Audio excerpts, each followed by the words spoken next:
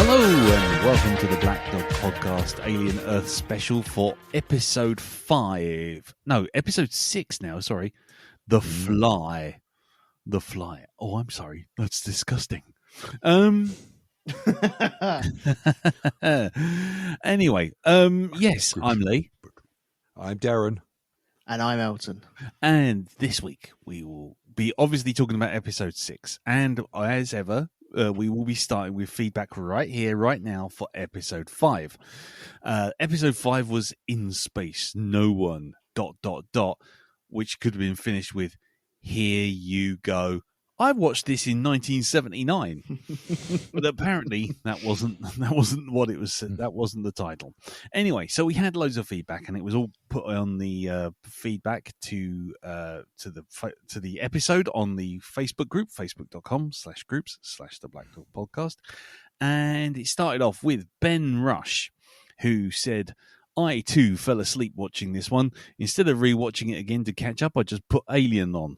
The Prometheus crew accept the apology, because I said, in space, no one can hear you apologize to the crew of the USS Prometheus.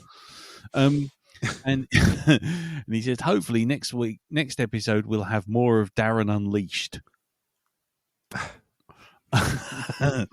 Yeah. We'll see, won't we? Yeah, we'll see. We'll see. So after that, we had Phil Bellamy, who also wrote into the Facebook group, who said, I've grown to really like the Morrow character. That's the cyborg. Going from seemingly mysterious Weyland-Yutani cyborg to, brackets, in this episode, a bloke getting increasingly frustrated by how stupid everyone is around him. Definitely my favourite character of the series so far.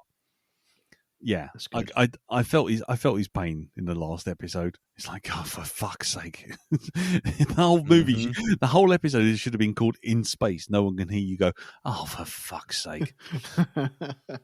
Then we had Mike Martin, who wrote in to say, I really feel like this show brings out the optimist in the fandom, brackets myself included.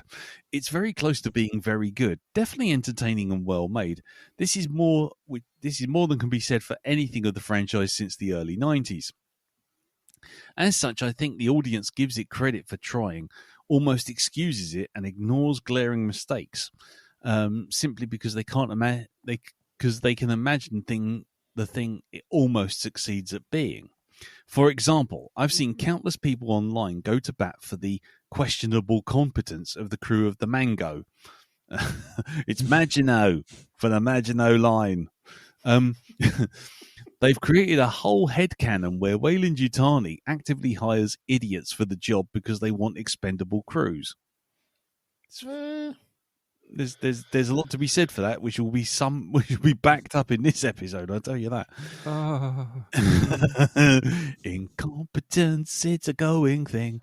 Never mind that he said. Sorry, Mike continues. Never mind that these mouth breathers would never have made it to their destination planets, let alone been able to capture and contain their objectives. Never mind that Weyland-Yutani actually does value its equipment at least. They weren't crazy about the Nostromo being scuttled in Aliens, for example. The bottom line is that this explanation allows them to cope with an obvious flaw. If it gets people back into enjoying the franchise, so be it, I guess. But it's a weird thing to watch, though. Yeah, I've seen the Alien fandom tie itself in knots on Reddit over the last couple of days. Yeah, I think the whole internet is doing that, isn't it? Yeah, I think we mentioned it last week about this. Maybe they've probably lost a lot of their crew as well. Yeah. Well, it's the Dark Star thing, isn't it? If you remember Dark Star, you know, that the most competent member of the crew, which was the captain, was blown up because they didn't maintain one of the consoles, and he's basically a frozen head. Yeah. He's a frozen head in the basement. It's like the Tory party. You somehow end up with Rishi Sunak or Liz Truss driving the boat. Yeah, exactly. Yeah, long gone was Winston Churchill. Now we've got to, well, he's here. Let's give him the keys. Anyway, yeah, thank you for that, Mike. I agree. People trying to fill in the blanks feels a lot like the last season of Battlestar Galactica, when it was very clear that they had absolutely no clue where this was going anymore. Right. And people were going, oh, but if you listen to the podcast, Ron Moore says this is why this happens, and that's why that happens. And, it's the fandom just turning itself upside down into some sort of Mobius strip of self-justification as to why things are shit, which they hope are actually good. But anyway, we'll carry on. We'll see how it goes. But thank you for that, Mike. I do appreciate that. Sean Gleason also writes in to say, I have been complaining for years that the woman's arm should have melted after fisting the alien's skull. And how do you pronounce that ship's name again? Yeah, Sean Gleason's referring to the comment I made last week about Alien versus Predator and the fact that the lady was using the alien's skull as shield against acid. Mm-hmm. Yep. Yes. Definitely. And yes, and how it's Maginot, as in the Maginot Line. That's how you pronounce it. It's not the Maginot. No. No, it's not the Mahjong. It's not the Mango. The Marjorie. The Mijou. The Menage a Trois. No. The Makalaka Ding Dong. The Maracas. The Macarena. No. Way Macarena. Macarena. Wait. Anyway, moving on. Andy Palastides, it's pronounced Maginot, corrected me. He said, correct me if I'm wrong, but I think Noah Hawley has said this takes place in a separate continuity to Prometheus and Alien Covenant. I think as far as Alien Earth is concerned, the only films are Alien and Aliens.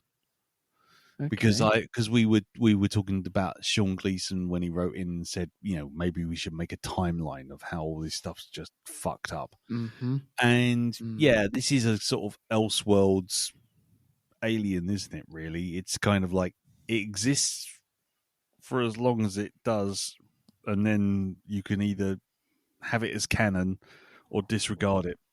But if you do accept it as canon, then everything that follows it is bollocks. So it's like a branching timeline. You either accept it and go down there's only 2 films and a TV show, or you go down the other line and say, no, there's 8 films.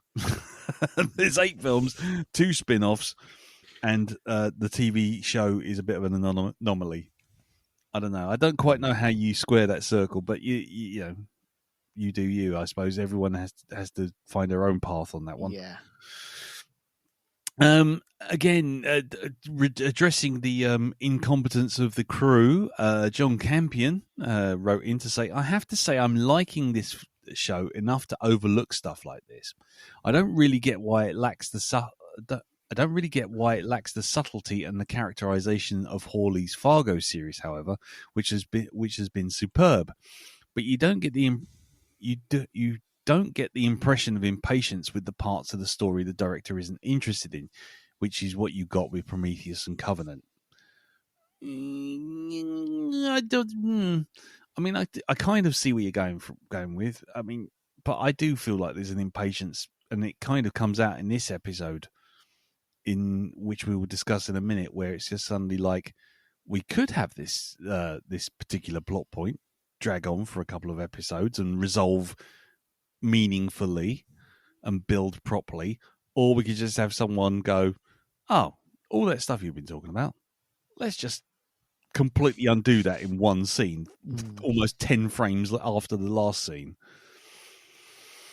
Yeah, we'll get to that. But yeah, okay, John. Well, thank you very much for sending the feedback in anyway. I appreciate it. And if you have any other thoughts, obviously, send them our way.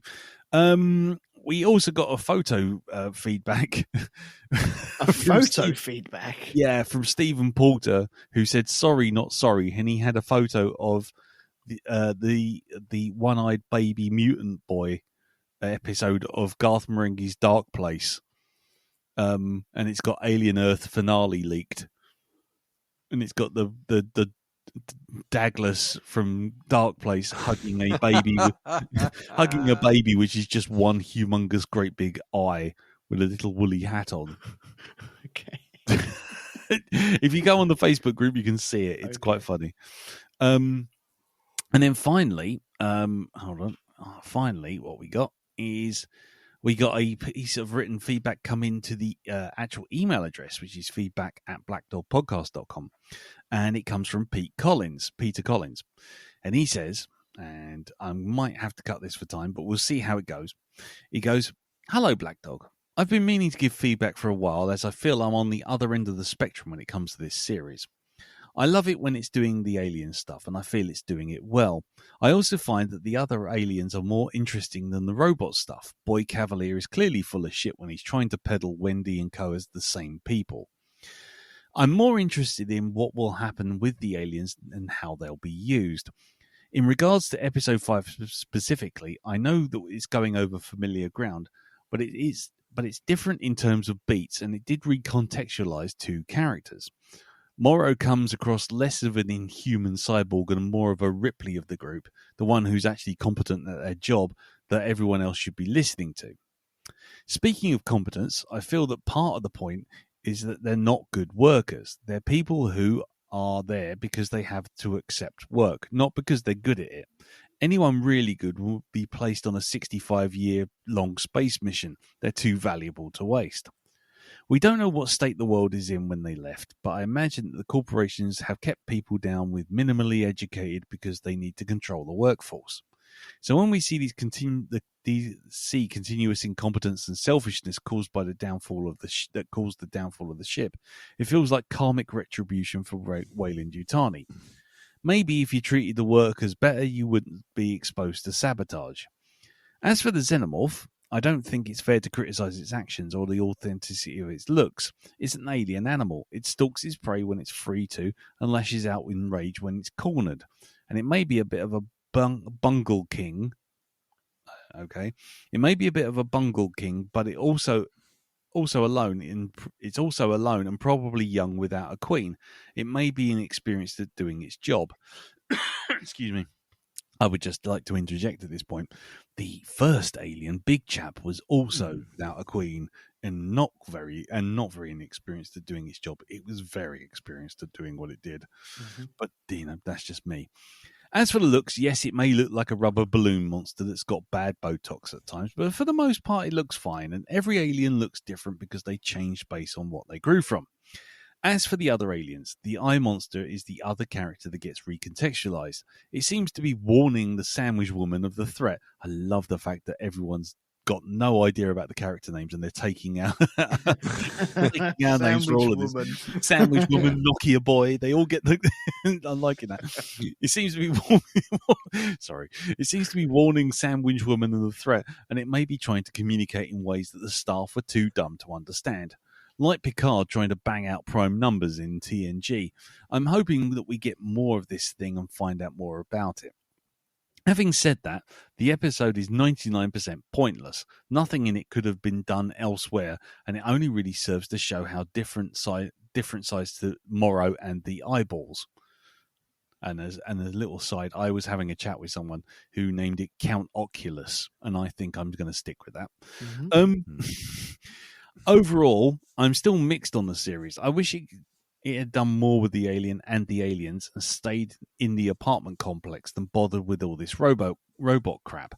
Maybe if Boyd puts himself into a xenomorph, then it'd be interesting, but otherwise I'm just not interested in all the Peter Pan stuff. That's it all. That's all for now. Glad you're covering the series anyway. Kind regards, Peter Collins. Well, thank you very much for that, Peter.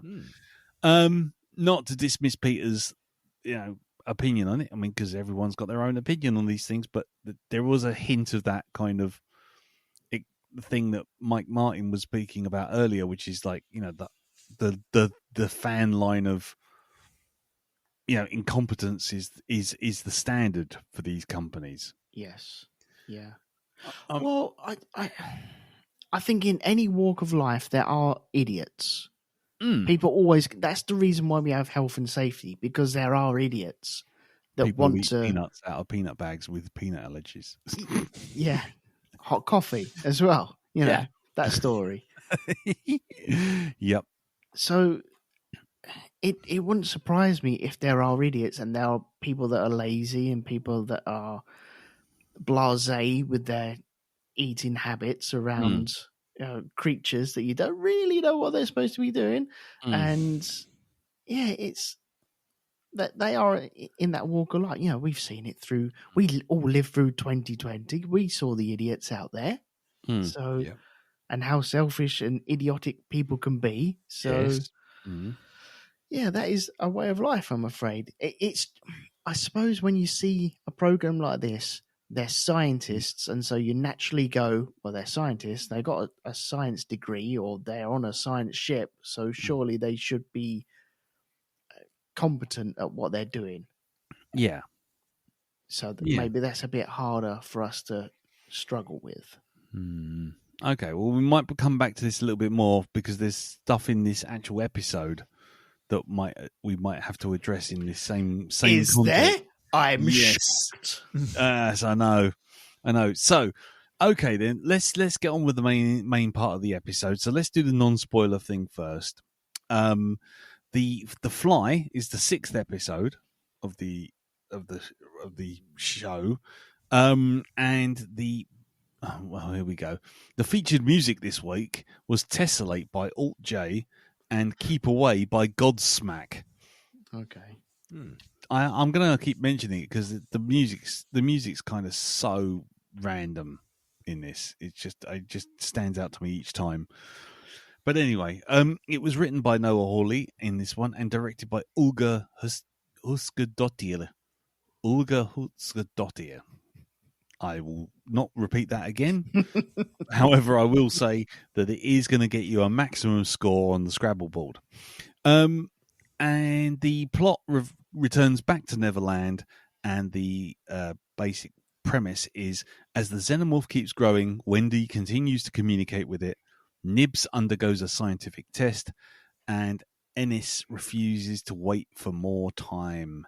He instead asks Dame and Arthur to restore her state before the visit to the tower. So, there we are.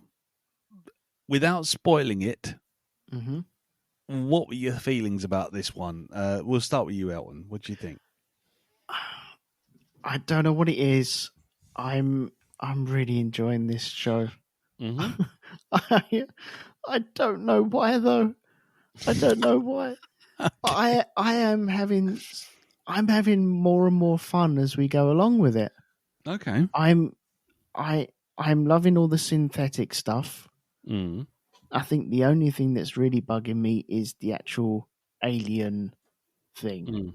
Okay. That bugs me. But I really enjoyed this. Yeah. I really like Boy Cavalier now. What? Yeah. Okay. Yeah. Okay. Sitting on that table, just asking for billions and billions of dollars. Yeah. Yeah. 20 billion, 15, 25. That's brilliant. I love that. Okay. I thoroughly enjoyed this episode. I thought this was really, really good. Okay. Cool. I'm looking forward to you guys shooting it down. No. Don't worry. No. Right. Okay. Well, everyone, brace yourselves after last week. Darren. I feel as though I've got a reputation now. I don't know why. It's just one episode I go off the rails, right? I go completely delulu. And it wasn't so much off the rails. It was more like that that film, Day the Earth Caught Fire, when they had that rocket ship on a sled. Oh, right. Okay. Went straight up off the side of a mountain and went into a totally different planet. Yeah. Right. It's amazing how sort of like strong opinions can really sort of like, last, I think, going to... they do last. Chizzy and rock. But... That train in War of the Worlds. Yeah, exactly. I was the train on fire from Tom Cruise's War of the Worlds. Ding, ding, ding. The last 20 minutes of Snowpiercer as well, probably. Yeah, exactly. Anyway, that shit fucking crazy. Yeah. I am the corridor fight from Daredevil. Yes. Anyway, yeah.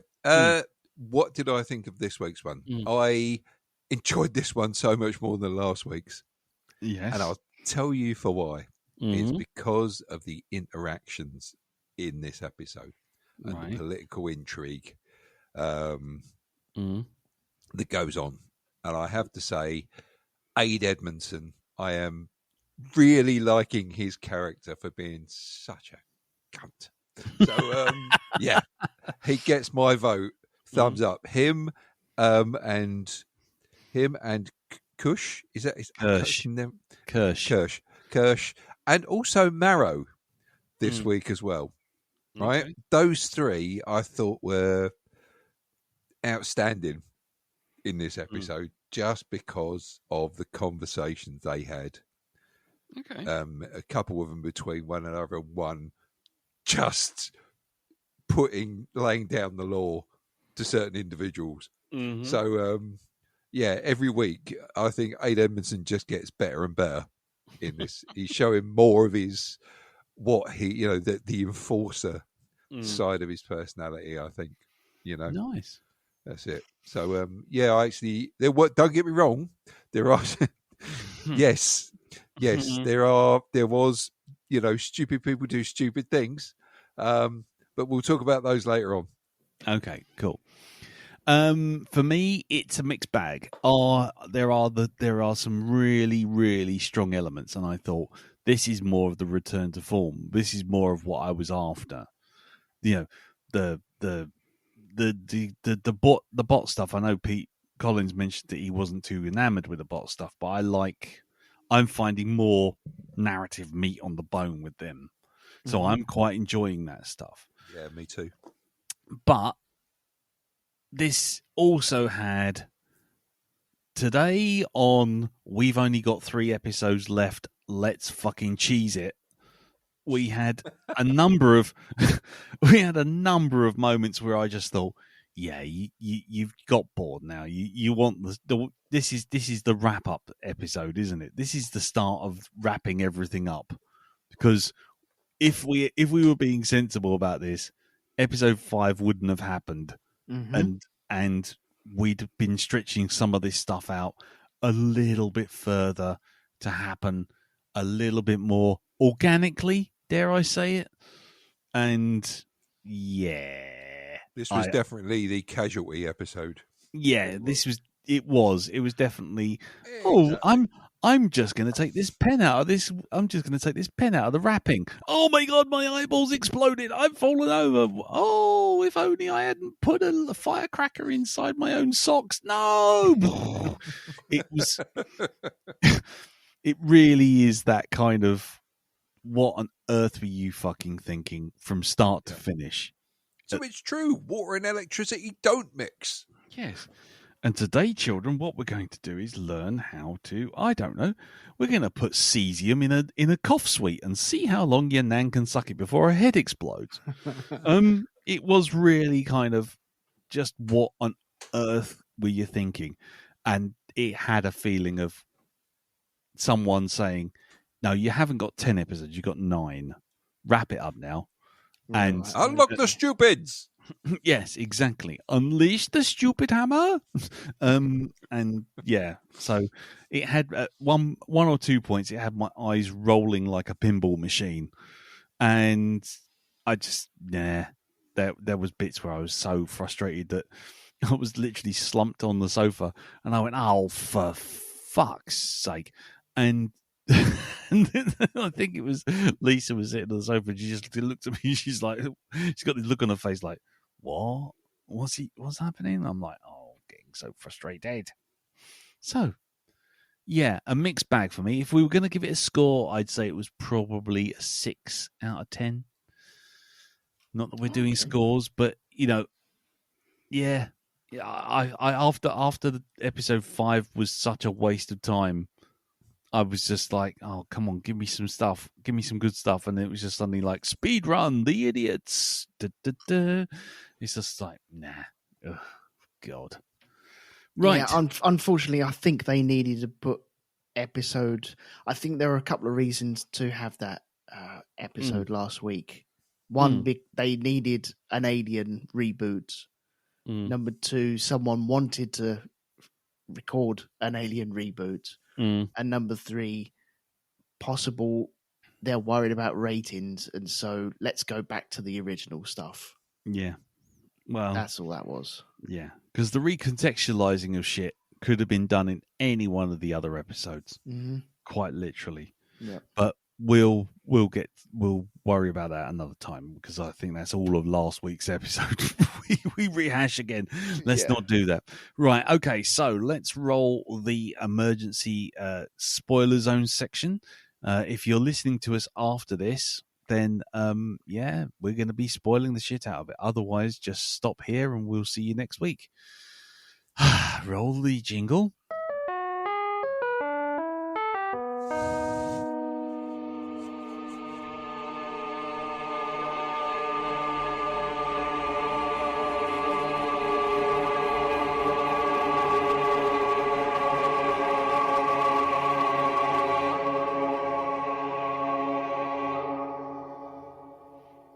And our ominous as hell spoiler section. I don't think there's any doubt that you've been listening to something that's broken the episode in half. There you go, right there. So, the temptation to just go, "Shut up, Wesley," is really strong, but but we'll leave it. Anyway, so here we are in the spoiler zone section. If you do not want the episode spoilt for you, then please stop, turn around and go back. Go watch the episode, pause it, do, whatever. But just don't complain when we suddenly start spoiling this shit, because we are going to spoil this shit. So, let's go through this then. I mean, first off, we're back on Neverland Island. Thank God. Yay. I never thought I'd say that, but yeah, thank God. Were you both happy about that straight away, or was it like, oh God? I know you were, Elton, but Dal? It was more. If I've got to be honest, it doesn't matter where it's set. It's how the scenes are going to go. What are they going to fill the time with in this? And like I said in the non-spoilery bit, this week for me, the character interactions were absolutely superb. Right? Okay, everything from Aid Edmondson talking to the doctors and saying, "You need to go in there. You need to fix this person right now. We're not waiting. Get in there and do your job." And then his reaction to the guy saying, "I won't do it," and how he just suddenly, that's it. It's like the evil comes out. Excuse me, I'm just going to unzip the evil part of myself here and let that out. Yes, here we go. So you won't do your job, eh? Well, you're fired. Get off the island, and if you're still here in 10 minutes, you will be shot. Or words to that effect. I love that. I love the lift scene as well, with the synthetic human and the cyborg. Yeah. And the barbs just exchanged between the pair of them. Yeah. Fucking brilliant. Love it. Yeah. Absolutely great. Fantastic stuff. The boardroom when they're doing the negotiation. And I've got to say, even I like the bit where the boy wonder starts getting up slowly and crawling over the actual table towards Utani as well, as if to say, "I've got you by the fucking short and curlies. Okay, that's it. Pay me lots of money and you might get your stuff back." It's just, it was all so good. Nice. So very good. And do you know what? I'll even say props to Nokia Boy this week, because he was the audience. Why are you doing this? He came out and he just pointed out something that I was sitting there wondering. I can't remember exactly what it was he said, but it was like, he's the fucking audience this week. That's what Nokia Boy is. Okay, he's pointed out the stupidity and the futility of what you're about to do. Yeah. Yes. Yeah. Are we entirely sure that she's talking to him and he's talking to it? And yeah. Yep. Okay. Love it. It's great. It was just really good. So I've got to say though, I think because it had very little in the way of the actual alien itself in it, that is why this was actually good, because it concentrated on the synths mainly. That's what I really just want to see a show about them. I want to see what we're seeing now, this struggle that's going on, this realization that they're being used, and they're just products. That's all they are. So yeah, I mean, Elton, what did you think about that? I mean, the episode concentrates more on the synths and the on that side of things. How were you with that? I want more of that. Yeah, I'm totally on board with that. I like all the interactions that you've said, Darren. I absolutely adored. Yeah. That lift one was just awkward, tense, but beautiful as well. Yeah, love it. The insults. Yes. It's just so good. Yeah. Yeah. The boardroom scene was it was disgustingly good.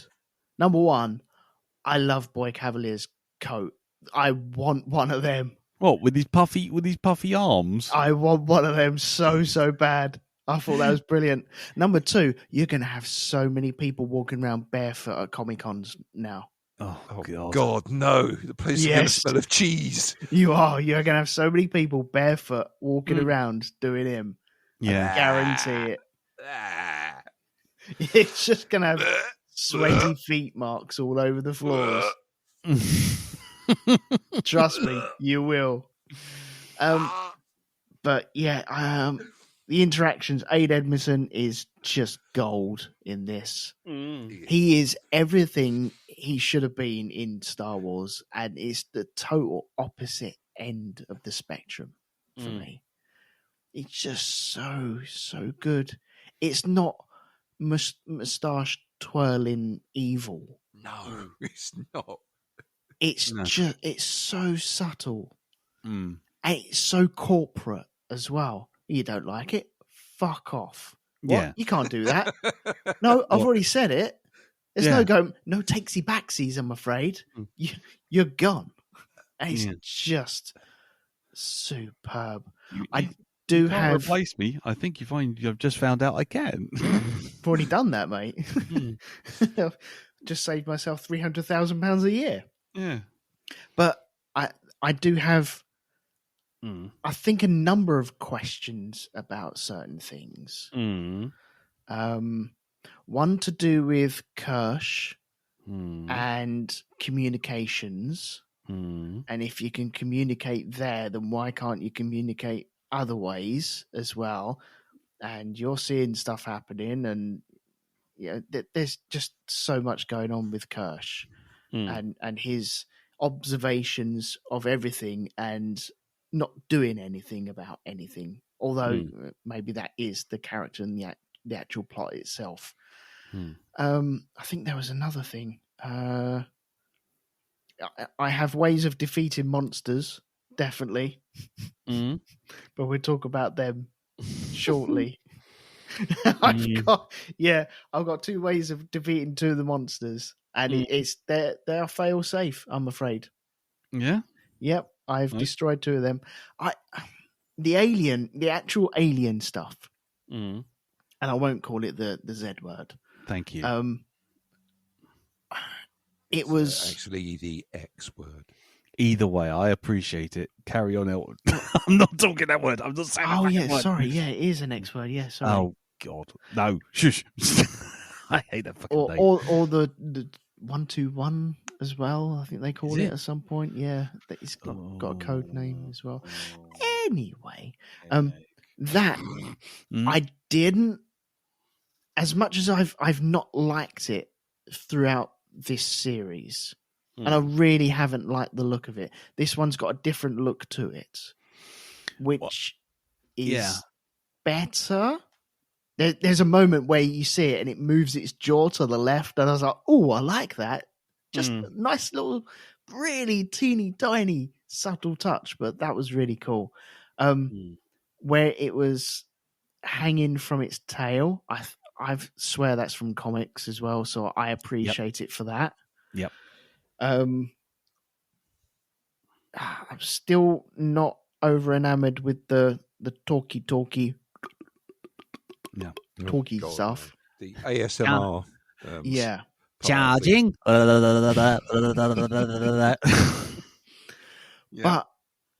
yeah, there's just I flipping love this. The more I think about it, the more I like it. Can I point out one performance in this that I think we're missing as well? And it's just, I thought was brilliant, and that's the eyeball sheep. That just, it said so much without doing anything.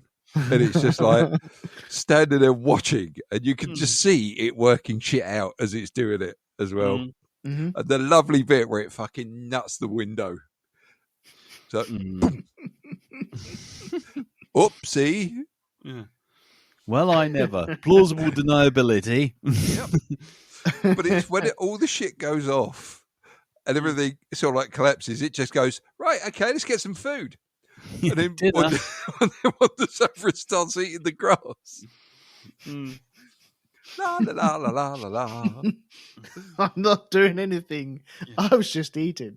Yep. Not me, me, I'm just a sheep. No. Yeah. I mean, as far as it goes, I mean, just to address a couple of things. Firstly, the alien in this, with the exception of the one scene towards the end where you see it up against the glass, it was almost entirely CG. Mm-hmm. Which is why when it was hanging off the ceiling, it had lost about 15 stone compared to the plastic thing that stood up and looked at the window at the very end. Yep. And it also had, I don't know, personality and didn't just look like someone has stuck a rubber balloon on someone's head. So, yes, I appreciated that as well. The alien itself looked infinitely better in this, though I didn't really like that weird interim stage where its head was actually in its neck. I didn't mind that. It just, at least it didn't have like a wall vagina. No, it didn't have a wall vagina that could drip on people. No, let's not talk about Romulus. Let's just not go there. So yeah, just on that front, yeah. I think while I agree with most of your points, and I agree that the dialogue and the interactions with the human characters / the robots, the hybrids, was all pretty damn good. The problem I had was I wanted that all of this stuff happening over the previous 2 episodes as opposed to everything happening in this episode right now because. Yeah. And the more that stuff like this happens, the more I start to feel like we were just treading water for the previous 2 episodes. Which kind of frustrates me, but not as much as when an episode spends a good 15, 20 minutes of its time on a scene where you have the moral conundrum of, is Nibs human? Is she an android? She's got trauma and we brought her in knowing that she had trauma. Yeah. And we stick her in her brain in this thing. She's freaking out. She's nearly killed someone. She's got all these kind of memories and everything. And then in walks Eddie Hitler and he goes, just a razor. And you think, right, okay, that's beautiful. It's like, here's the crux of that robot discussion, isn't it? Are you human? Have you stopped being human? Are you just software inside a machine now that can be reprogrammed? In which case, what is the nature of humanity, essentially? And that's the tasty gristle in the story. I love all that. And then we have let's debate about it. Is it morally right? Are we doing the right thing? Oh, I've been fired. Let's erase the memories. And then she goes to sleep, and you're like, oh my god, they've erased the memories of this little kid in this robot. And what's going to happen? How's this going to play out over the next 10 episodes? Is she going to find out? How would she know? Next scene, Wendy. Hello, I'm Wendy. We have not interacted in any of the previous 5 episodes beyond saying hello. I am now going to, for no discernible reason, be sitting right beside you, and I will now recount everything you did that we erased from your brain. Why? Yeah.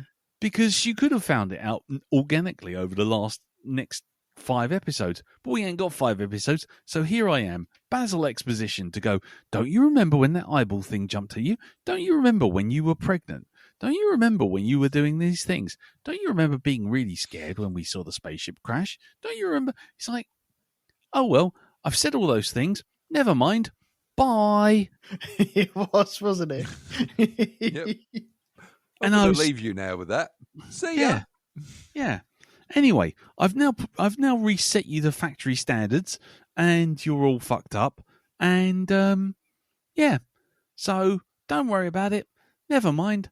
Off I skip, and it's just like, so what was the previous 20 minutes of fucking pearl clutching and hand wringing and nefarious corporate dealings all about if you're just gonna completely undo it? Just so that we can go, Nibs has had her memories erased and is going to crack again. It's like, she already cracked. Yeah, we already had it. I don't mind them undoing it. It's the way it's undone. Which goes back to what I'm saying. Yeah. Go on. Well, just having her wake up and like a brand new model, and Wendy's there like, oh yeah, I'm just going to tell you what happened in the last 2 weeks of your life, which are brand new, and spell it out to you. Do you not remember this? Do you not remember that? And it's like, what? No. Oh, hang on. No. Oh, it's all downloading. And you're right. This could have been over 3 or 4 episodes of slowly working things out again. Or maybe in the future, if there's a season 2, maybe working it out through there. But watch this slow breakdown, because I think that'll be really interesting to see. But it's just her being there, dumping it all, and then fucking off. Because I don't think any company would say, oh, okay, well, we're going to put Wendy in there, so you're a familiar face, so she wakes up to you. Don't say this. Don't say that. And maybe we can put a line in your program that will forbid you from saying that. Or we won't even have you there, and we'll have Dame Sylvia there instead. But they didn't. They wanted just to dump that. And that was clunky. Really, really clunky. Clunky? It was like someone threw a bag full of kettles down a fucking flight of stairs. It was... It was just ting tang boom boom ting tang glong clunk. I mean, did you feel the same, Dal? I mean, or am I going on the crazy pills? I must admit, it's like, who let her in? It was how did she get back in the fucking bedroom? What, do you not want to? I mean, of course, there is another way they could have fucking dealt with it rather than fucking erase the memories, and which is just go in and adjust the mood that's attached with those memories. Do that, and or then set it to Spanish. Yeah, set it to Spanish. Yeah. Non esta biblioteca. Donde esta biblioteca? Hey, it's a Disney product. You're allowed to do that. Scorchio. Púltalos. Chris Waddle. Tu spiro, por favor. Scorchio.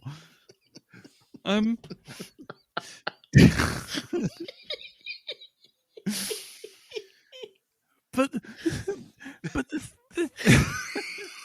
Sorry, I'm just thinking of that scene from Toy Story where fucking Buzz Lightyear goes into Spanish mode and he's doing the fucking flamenco dance. Just the movements.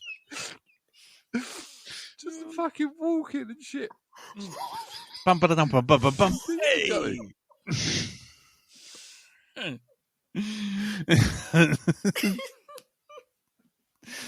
Yeah. But that's what I'm saying. It was just like, why? Why would you? How could you do that any other way? And I know you're not going to know this one, Elton, but I'm going to say this for the audience that would know, and for you, Dal. We've had this thing play out before in a really interesting way in Babylon 5. Don't say anymore. I'm not going to say somebody anymore. wants to watch the show. No. Don't give it up. No, but there is a character. I'm just being general, but there is a character who gets, shall we say, mentally fucked with. Yes. But doesn't know it. Mm-hmm. And there are people around who know there's something up, but the person themselves does not. And it takes a good 15, 16 episodes to play out properly.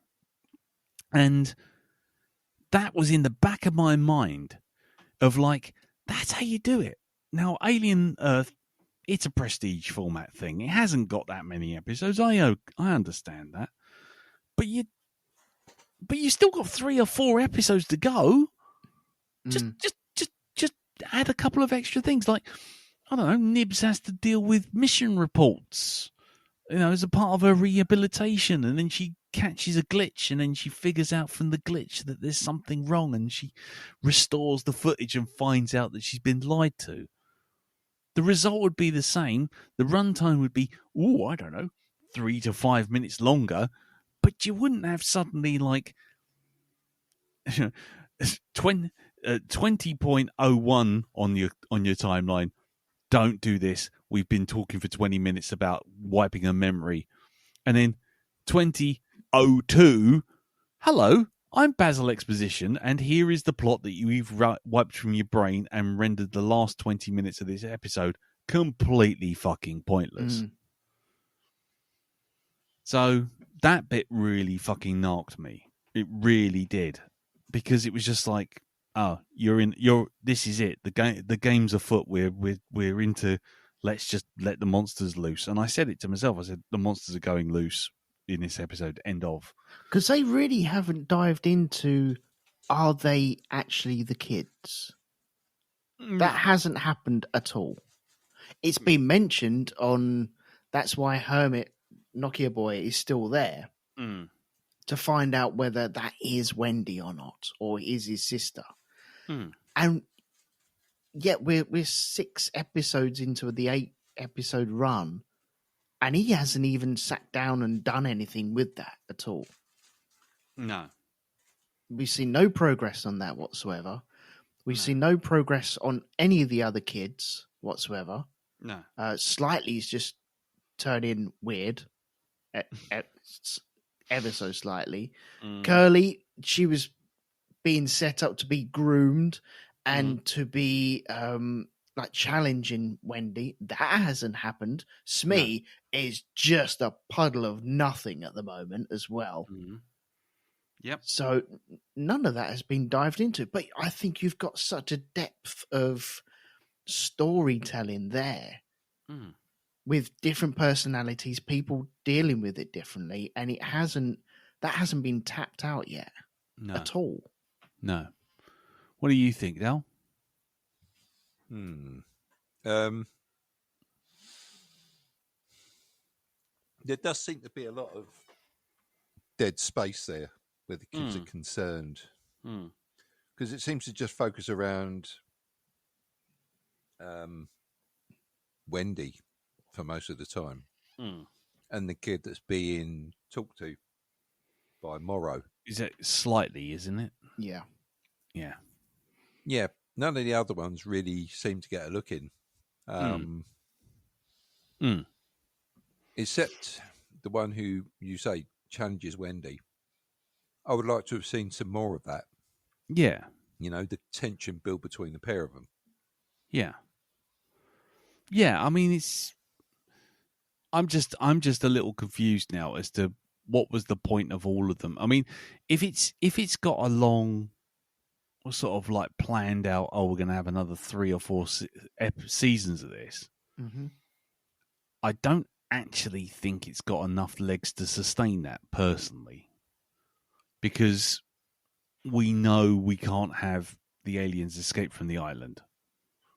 So we're either going to have gunfights on the island, or the island's going to get nuked or something. It's all going to get reset. Well, what happened is the aliens will escape, then David Attenborough will fucking buy it and he'll make a theme park. Because, like, my first theme park used to be a flea circus. Hey. You mean Richard Attenborough, not David Attenborough? Richard Attenborough. Of course, he would sound like this if it was the other Attenborough. How's it going? How's it going? It's fucked. Oh, shit. Yeah, him. That one. Yeah. David or Richard? Which one we go for? Jurassic Park. We spared every expense.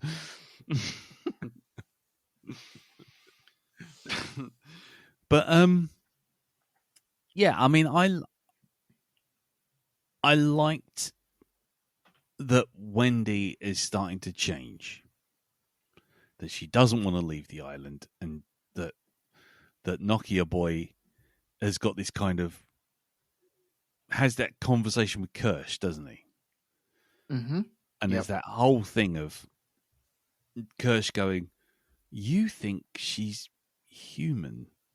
You think she's going to come and sit and eat peanuts and watch Ice Age with you, but actually she's got a body that could last for millennia, and we could send her out at the speed of light to the furthest reaches of the galaxy, and she could explore everything. She could be so much more." And Nokia Boy's going, "Yes, but I miss my sister." And it's just, that's quite an interesting dilemma, which we've already had that conversation, though. Yeah, exactly. He's already asked, "I want to keep her," or "I want to be with her," and he's been told, "No, fuck off. Otherwise, you're have to give us your lung back." Or we'll charge you extra for the lung. Yeah, and so he didn't understand it then. So he's gone to. He's like one of these people at work that just can't get their own way, and so he goes to someone else in a different office, and goes, "Okay, I've asked this person. They said no, but I'm asking you now. Can I have this?" And he's like, "No, fuck off. Stop it. We know what you're trying to do, and it ain't happening." Yeah. It's ridiculous. That sort of that line of investigation from him is just, there's no need for him to have that second conversation about the same thing again. This is to both of you, obviously. Do you think this is, again, treading water until all the monsters break loose and we can just go Monster Palooza and then end the show? I think so. I think it's probably just padding. Right. Yeah. Yeah. Because you were quite strong on the interactions, so I was wondering if that was okay by you, but that's the only that bit where he's basically talking as the audience was the best I've seen that character be so far. Right. And I like that, and I thought, oh yes, maybe he's got some worth after all. But he's how can I describe him? No, I don't know if this metaphor is going to come across well, but have you ever seen sort of like, you've got a couple walking down the street, you got a bloke and a woman, and you see, and this is mainly in younger boys that do this with their girlfriends, they've got their arm around their girlfriend, but the girlfriend doesn't seem to want to put their arm around them. It's that awkward thing of, I think someone's more into this sort of thing than the other one. That's the kind of feeling I get now between Wendy and her brother, that he's the only one that's really interested, because I know that she was obsessed with him to begin with, but now she's kind of been given the key to the toy box and like, you can do all of this now. How do you feel about that? And he's just like, well, we could sit at home and eat jammy Dodgers and watch cartoons. and Kirsch is like, you could be something so much more. You could go and do this. You have why would you want to just be ordinary when you can be extraordinary? Yeah. It's Mickey, Billy, and the Doctor and the TARDIS, right? At the end of that first Doctor Who episode. You know, she could either go off for a life of boredom with Mickey, or you've got a box that goes not only in time but in space as well. What would you like? How would you like your life to go from this point? Yeah, would you like to work in Primark for the rest of your life, or would you like to go and explore the galaxy? Exactly. I mean, put like that, yeah. I see. Yeah, I find Nokia Boy intensely irritating anyway, because he just seems to be there, and it's like, why would this multi-billion, trillion-dollar corporation bother at this point? They clearly don't give a fuck. They clearly own him. It's just tell him to fuck off, or better yet, just reclaim the lung and dump him in the sea. I mean, I think it would have been maybe a bit darker if they'd told Wendy that he'd died and used him as a host instead of just the lung. Yeah. Actually string him up in a hive or create some sort of hive or just develop that and then use him to breed another one. Which then could lead into the aliens take the DNA from their host, and then she's got a connection with it because it's got Nokia Boy's DNA in it. Well, yeah, I think that's why she doesn't want to leave, because she's really intrigued by the alien, and she has that connection of,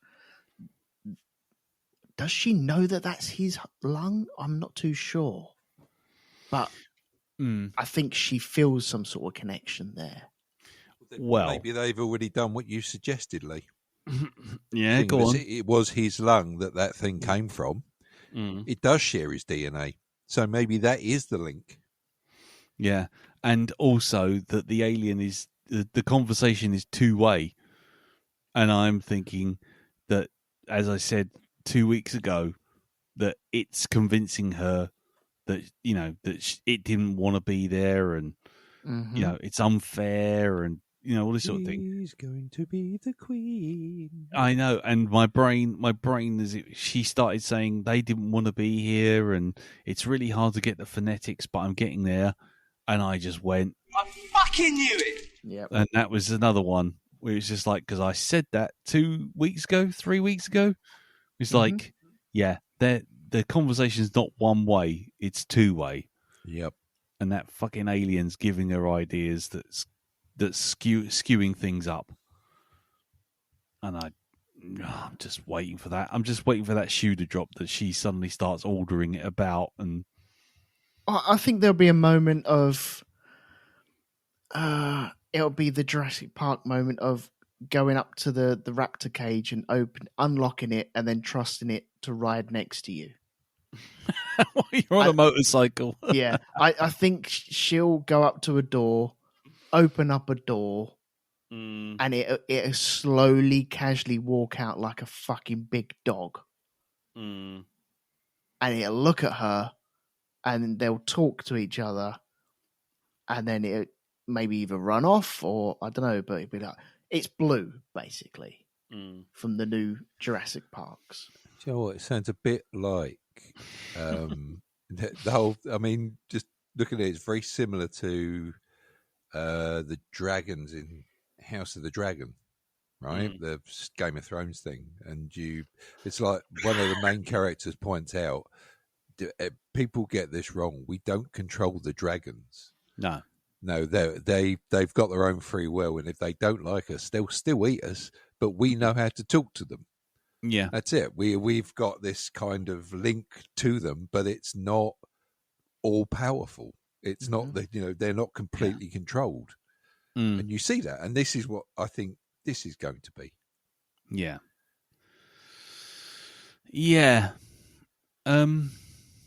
But then she can take the head off of the alien. She's done that before.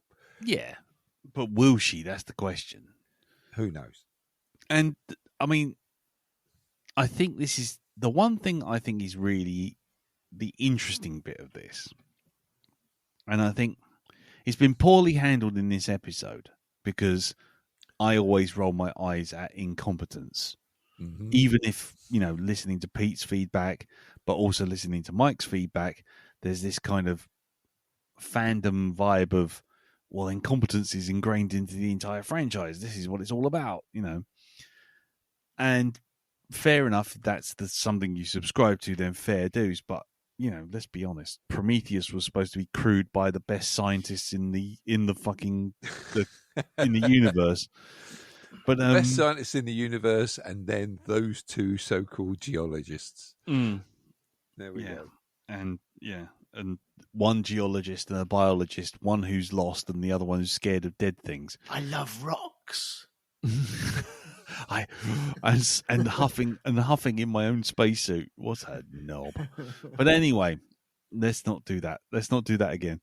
But the one thing this episode did do was start to break down that whole thing with the bots, that the hybrids, that they are starting to realize they are not human, that they are, and there's a sort of revelation of that with the incompetent, stupid fucking Toodles moment.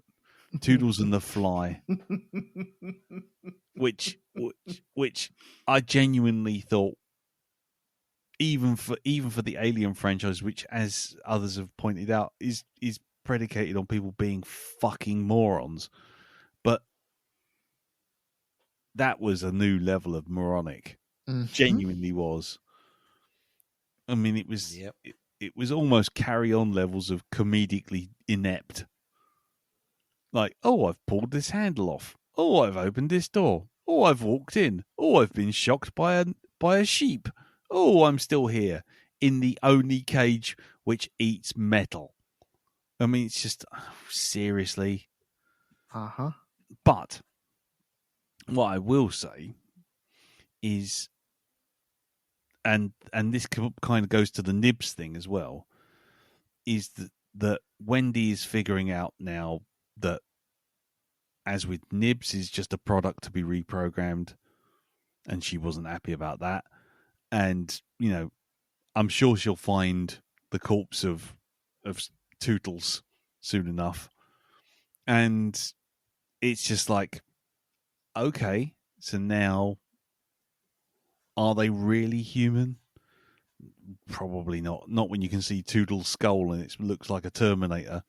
And, and the whole thing of, you're going to live forever and you won't die. And there's a corpse. It's lying right there. Yep. But let me just do this thing with Tootles, because this was the bit where I was like, oh, fuck off. Okay. And then you guys can run off and do your positive thinking about the rest of the episode. But because it's not Darren's rant day, it's my rant day. I had it with Man from Earth, and now I'm having it with this, because the whole thing occurs because Tootles, for some reason, doesn't want Curly about. Why? We never know. It's never explained. It's just there. It's just something he just does. And then it's like one of those comedic things, like a skit from fucking Naked Gun. He literally feeds the thing. Oh, I've pulled the handle off. Well, what shall I do? Shall I A, call someone to put the handle on? B, open the dangerous lock mechanism? Or C, do nothing? I know, I'll open the dangerous lock mechanism, and then I'll walk in. Now, when I walk in, do I A, push the tray along because it really doesn't matter where the food is, and close the door? Or do I B, walk full bodily into the cocking room and hope that my toe keeps the door ajar? Let me think. Unfortunately, I think I've got a bit of a counter argument to that. What hate is myself. that count? I Go on. fucking hate myself for saying it. Speak your words, man. Oh, Let's do it. speak your words. Go on. I think Toodles, was that his name? Mm-hmm. Yeah. Mm-hmm. I think the way he played that Mm-hmm. was accurate. And I'll tell Why? you for why. Mm-hmm. Because it's a small child inside a mech suit. That's what it is, right? And if you've seen children, small children, trying to do anything, they almost always do the most awkward things to try and get it all done at once. Mm-hmm. And the way he picked up that tray, I thought, yep, that looks like the organisational thoughts of a small child trying to get this done. And he's been told he's got to feed the animals. Yes. And he's not going to think about, oh, well, I've ripped this door off. I can't bother. No, the sensible thing to do would just be not do it. No. He's now got a child's mentality. He has to get something done because he knows if he doesn't, he's going to fail in Kirsch's eyes. And he doesn't want that. So he still tries to feed the alien. And he's awkward still. Yeah. When he puts that tray down and the thing frightens him, he's not thinking about keeping the door open properly with the toe, like, as you say, most people would, right? I mean, me, I'd put a fucking stack of books there, right? That was it. Just so it wouldn't shut. Or I'd stick a coat over the door so that when it closed, you just got the door, the coat's in the way and it's not completely closed. But yeah, he's a small child and he's not thinking of that. Or the program that's running inside that head is of the mind of a small child who's got about as much organisational capability as a bag of quavers. And so, unfortunately, and I like I say, I hate myself for pointing that out. I really do, because I get your argument and I totally agree. But it's like, I can see. Yes, okay, I get the logic of what the actions of that character. As much as it pains me to do so, I actually think he got that. The way he did things, I think he got that spot on for the sort of person that with, the sort of mentality that's inside that mech. Okay. Elton, do you agree? Unfortunately, yes, I do. God, you're all turning against me. Not turning against you. I hate myself for this. I really fucking do. But it's like, it's so annoying. And I won't say what happened here, but it's very easy to get stuck in a box. Is this personal experience, Elton? It may be. It may have happened this week. Is this a lift job that you actually had to get rescued from? It may be. Right. It's very easy to be distracted. Now, hold on there, lads. Let's not be too harsh on this character, because it can happen. It can happen. Yes. God, you two disgust me with your weakness. So, Elton, how's being a lift engineer going for you? Are you fixing all the lifts? Are you making them come up and down? Are you doing anything? You wouldn't be shutting yourself in a box. No, of course not. No, I would never do that. Never get distracted and the door go click behind you, and then you go, And here I am, just in a bath towel. No. Yeah. That's another time. Yeah. Anyway, yes. Well, I mean, in fairness, I did lock myself in the toilet when I was drunk that time in that place, if you remember rightly. Yes, you did. Yes, I did. I might tell that story for my week. At least it gives me something to talk about on the main podcast. Yes. There you go. Juicy Dangler for Black Dog 233. I thought you were going to say when the trauma's died down from that experience and you don't feel so embarrassed. But then maybe you'll talk about it. But okay, I mean, I take the justification. I will accept the justification that you're saying, because that is obviously feeding into the point of, they're actually still kids. You can actually, but there's still a counter argument that you can give to that. You see, you can still find your stupidity in this moment. Go on. Okay. So, there is Dan. There is Dan trying to lift the fucking thing out, but yeah. But, going back to Toodles there, right? Okay. You have to say, Kirsch, what the fuck were you thinking? Seriously, sending him in unsupervised to do anything. You're supposed to be this super intelligent synthetic being, and unless you actually wanted him to fuck up, and this is why there's the counter argument. Yes. Because getting to the end of it, when all hell's prepping to break loose, he's sitting there looking at it all on his black and white iPad. He's got his Ringo has gone off, and it's like, who the fuck is doing it? His ring camera. Ring camera, yep. Leave it on the behind the bins, behind the fucking bins. Put it. No, not in the garden. How does garden sound like bins? Down. Put it down. Meanwhile, outside, all they can hear is, look at number 5. 5. Why are you going to 22? 5. The 5 will take it. Not 7. Fucking 5. Sorry, I had this very, very similar conversation over the phone, trying to guide someone on how to set up a USB extension lead from a machine in a comms room. And I was telling them, plug it in to the big black gang plug that's there, and it's hanging right in front of them, right? And they're showing me this on WhatsApp. They've got the video in, and they move past the gang plug to go around the back, and they go like, well, I think I'm going to unplug. And that's when it's like, don't unplug anything. the gang plug right there. So yeah. Oh, yes. It's so stressful. It really was. Okay. So yeah, Kirsch on his ringtone phone, or his Ringo. On his Ringo.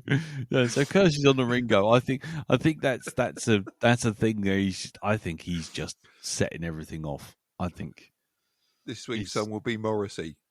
Kirsch is on his Ringo. I know, it's really serious. Yeah, I honestly think he's just in that scientific curiosity. I'm just hoping they don't turn him into David 2.0. That's my only worry right now with Kirsch.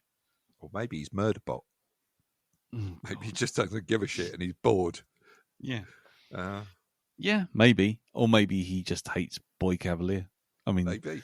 Or, he sees Wendy and Co as the superseding thing. So maybe that whole thing with him and Morrow in the lift actually did sting.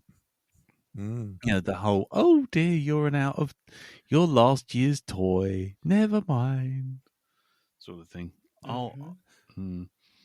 So maybe that's all going to play into it. I don't know. We'll see. I don't think Kirsch's decision was necessarily a plot hole. I think in some ways he's kind of expecting something to go wrong. But I don't, but there you go. Because he literally sees poor old Arthur being shoved into an air duct. Yeah. But can we just speak about Arthur for a second and his just before his inevitable fate? But he was peak Jurassic Park employee. Oh yes, absolutely. Because, I mean, in the last Jurassic Park movie, Rebirth, a guy literally decides that he's eating a Mars bar in a science room, and the Mars bar happens to jam an entire door, which allows a big fucking monster to escape. It is. Don't you look it up. The monster escapes because of a Mars bar wrapper in an air intake. I saw it. We were there. But fucking Arthur decides, I know, I can see that there's a door that's closed, and inside is a dead android. You know, dead as dead can be, because hey, guess what? Its face has melted off. Mm-hmm. I know what I'll do. I will try and open the door to these deadly specimens, and what I will also do is ignore that Slightly is standing behind me, tapping into the big clattery keyboard, going bing bong, bing bong, and then the fucking door goes bang and opens up to the face hugger. And I know what I'll do. I will walk into this really deadly room with these really deadly alien species, and I will try and drag what is ostensibly a mannequin made out of lead and drag it out bodily halfway out the door, and then just go, oh, I think I've made a mistake. I will leave it stuck halfway out of the door. Yep. Again, it was my eyes rolling like a fucking fruit machine. I just was like, oh, God, this is just stupid shit, because stupid shit has to happen or the plot can't progress. You know what they should have had in there? You know them circular ultraviolet lights that they have in butchers? They should have had one in them in the corner, and that fly would have just flown straight to that and killed itself. All you'd hear in the background is bzzzt. That would have been it. Yeah. That was it, yeah. Done. It's okay, we've got 2 specimens. Yeah. Oh. Yeah, going around with one of those bug zappers that looks like a tennis racket. Snap. Waving it around. Oh, it touched me! It touched me! Fuck me, that would have been a very different Aliens, wouldn't it? If they walked in there with fucking electronic fucking tennis bats. Short control bursts.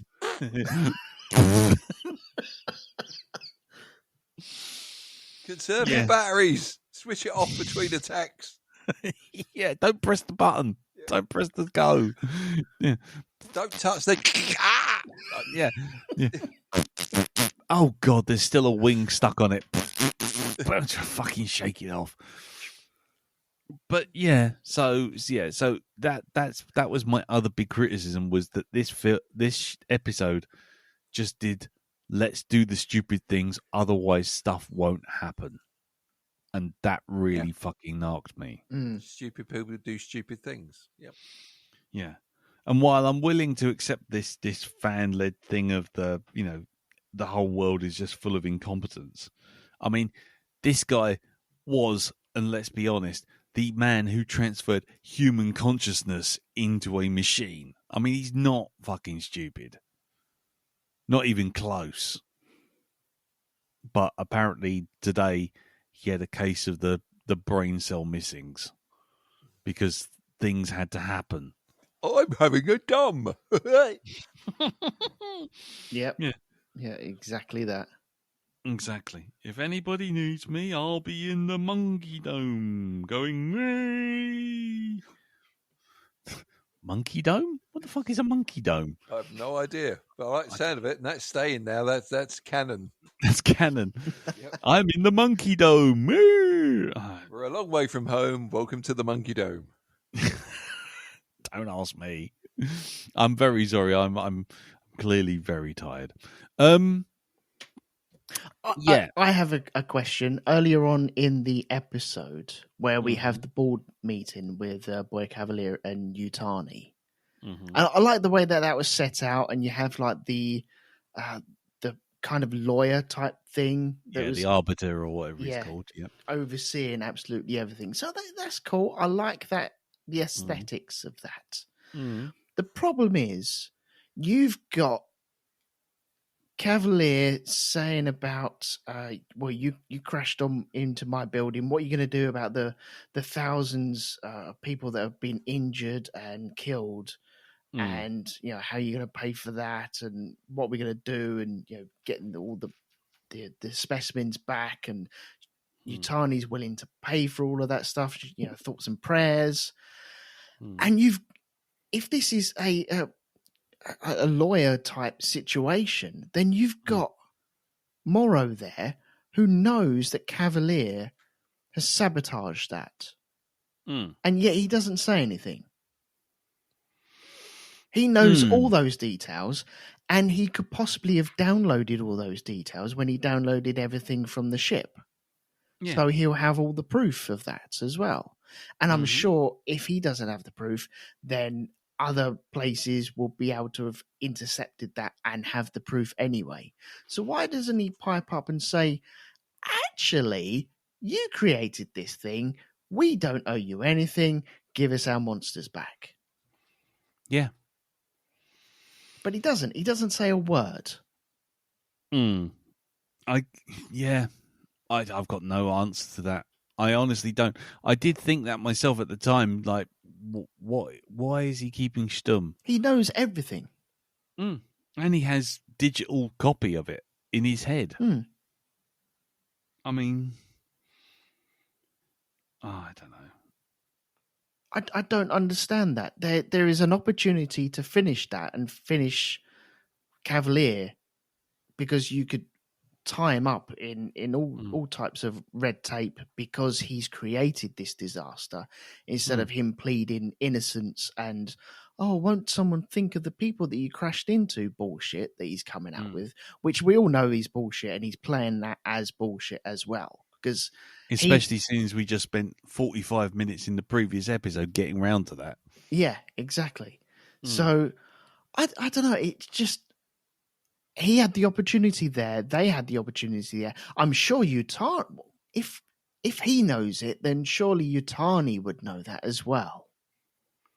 And if he hasn't told Yutani, why? Why not?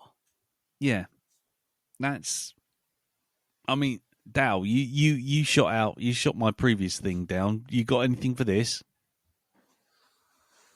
He's off. Okay. He's off. Are you getting a drink from somewhere else? No, actually, I just ate a grape over the other side. I didn't want to stay in the mic, so because I've got my Bluetooth headphones in, so I can go anywhere now. This is it. I could have been taking a shit for all you know. But anyway, well, it's all right. I haven't put the mic on, so you're fine. Right, where this is concerned, yeah, could play this as a strategy thing. Maybe there's a problem with Morrow speaking up, because that would imply that he was the one that deliberately put the ship on a collision course with Earth. Because he claimed he took captaincy of the ship, right? That was it. He was the one in charge. But his trajectory was already sorted by that point. Yeah, we were already on the, it's no longer a missile, it's an arrow. 1.1 million% chance of it hitting this particular continent on a tiny dot 17 months away.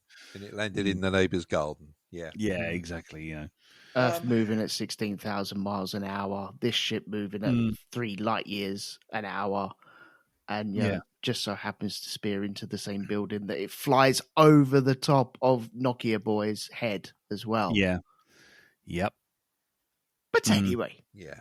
I'm thinking Morrow's used to doing the dirty work. The things he's offered to go in there and get this. He's organising this himself. And it's the whole thing of, I think, drawing less attention to himself, keeping that information back to lull the enemy into a false sense of security. Yeah. Right? So that might be. I mean, it's a very thin and tenuous reason. Mm-hmm. But if you just kind of squint and stand on one leg and lean to your right a bit, Yeah. you might just see it. It's okay. Yeah. Mm. There's a lot of tenuous shit going on. Tenuous? Yeah. Mm-hmm. Fucking gossamer thin. I mean, it's really... Who said that? That's how invisible it is. Yes. Yeah. Well, you have Morrow talking to Slightly, which I'm fine. That's all been established because he's got a Veruca tablet on his neck.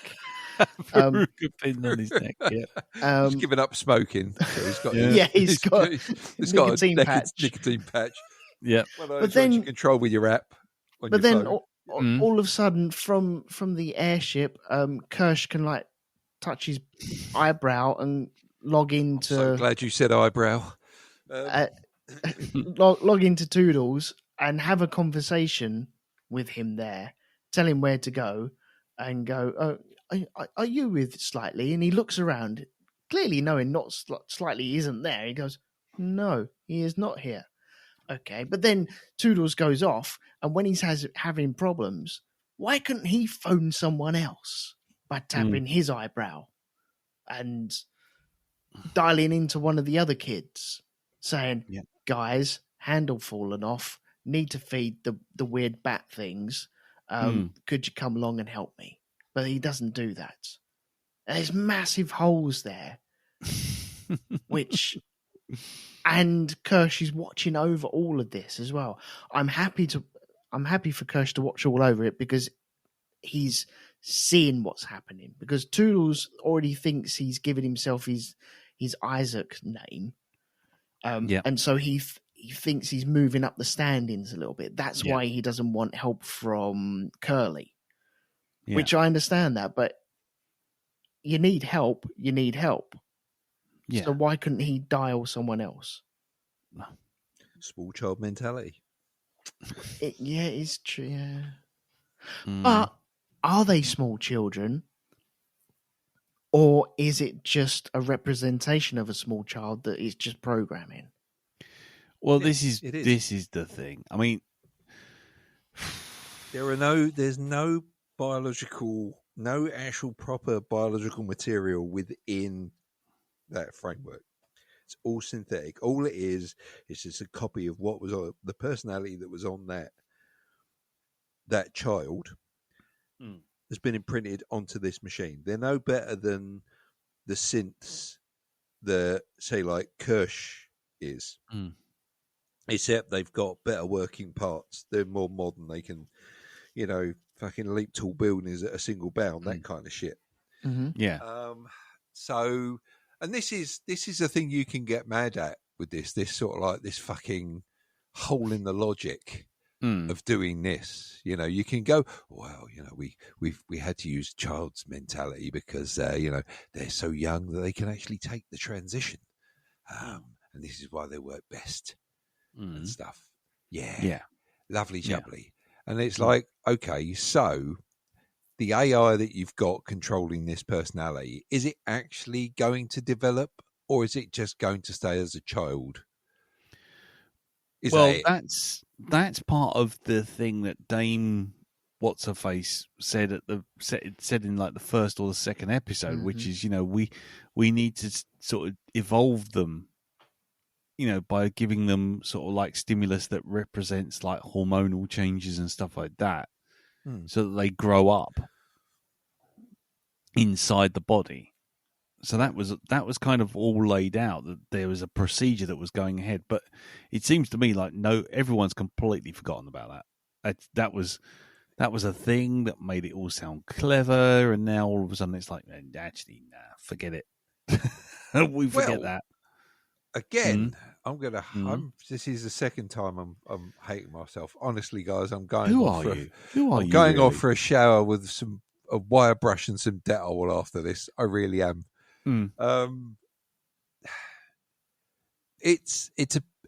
This sounds like a business thing. These ideas you've got are fantastic. Oh, what do you mean you can't deliver them by this date? Right, okay, we're going to have to cut some corners because we need this done here, and we don't care what you do to get it done. So Right. the whole thing of forgetting about the development, because they have an argument about that as well anyway. Aid Edmondson's character and the Doctor. Yeah. I'm pretty sure they have a bit of a disagreement about it then. Yeah. So he's looking at this as a business product, right? He's looking at it as a product they need to sell, and he's not treating it like a human being. Right. He doesn't. He's not. He's looking at it. This is because he said that in 4 weeks' time, that thing is going to be on stage, and it's going to be smiling away, and it's not going to have any trauma at all, because they're looking to sell to other countries. They're looking to make lots of money with this. Yeah. Yeah, and if you've got one of them going around going, "Ooh, I'm mad, me, woohoo," and that's not really going to sell much unless you are selling AI fucking Corky the Clown. You know, this is our clown one. It's not got the makeup and everything on it yet, but this is, look, see, it's completely mad. It's bonkers. You want one of these, didn't you? Yeah, I mean, it can lift the tank and beat you over the head with it, but don't worry about it. It's fine.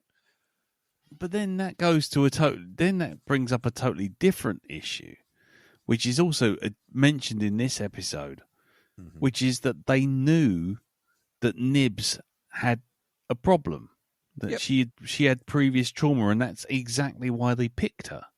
Business, timeline, schedule. Is it though? We'll fix it in post.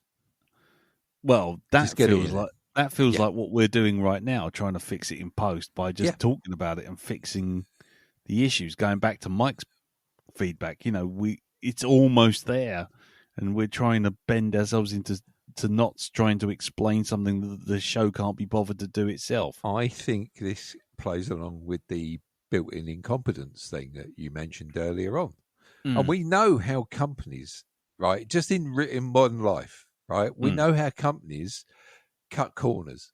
And they say they've done this, and actually to get something done, they've actually used an inferior thing just to get. I mean, you look at how many videos. Well, what is it? Cyberpunk, the game Cyberpunk, right? Right.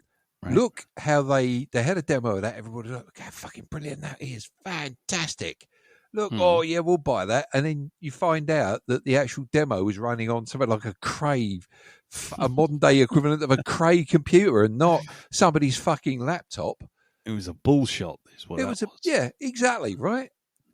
And this is what this is. I think personally, it's just it's just business doesn't change. Like war never changes. Business never changes. Right.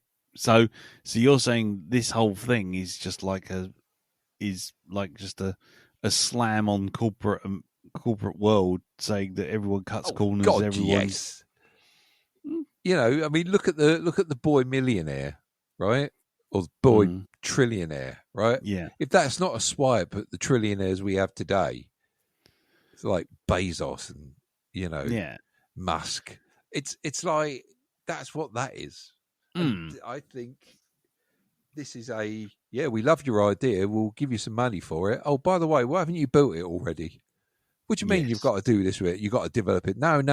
We've got a schedule here. We told the people that you'd have this done by this time. The fucking investors, they're going to want their product. Get it done. Yeah. Here's some fucking duct tape. Put that over whatever it is that don't work, but make sure you put something around it so people don't see the duct tape. Yeah. Draw their attention away from it. It's a cynical. The whole thing in this is cynical anyway. There's a lot of cynicism, isn't it? Yeah.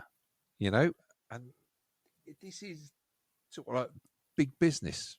That's what this is. They've got a big product they need to get out. They've played loads of money into it. Shareholders want their return. And you had the perfect example of that in this episode with you're going to go in there and you're going to fix it. I don't care what it takes. You erase her memory, get her back on track. Yeah. Do that. Okay. Yeah. I mean, it does get to that heart of like, what's human, what's not, as well as, once you become a part of a corporate machine, how much of your identity is yours and how much of you is you and how much do they own and what do they control. Yeah. I mean, I can see it. I can see the justifications for it. I just don't think it's being delivered in a way that's wholly convincing at this point. It's not, because you've had to sit here and listen to me explain it to you, right? It's not clear on the screen. And you're not exactly the fucking slowest person off the blocks, mate. This is it. You fucking see shit like this. And yet so there you go. That's how bad the writing is. This is it. I'm making this shit up as I go along in my head. I'm putting two and two together and like, well, what have I seen in life that looks a bit like this? How do they justify this? There's nothing been said, right? So if I was talking to the bloke who wrote this, and I explained that bit, but yeah, that's it. Yep, that's exactly it. That thing you just said there. Yep, that's what I've been going for. That. Yep. Mm-hmm.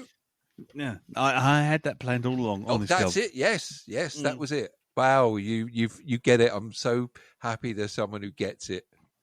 Yeah. Is that what you think, Elton? Are you in agreement with that? Yeah, I am. Yes. It's like George Lucas saying there was episodes fucking 6, 7, and 8. It's like bullshit. Yeah.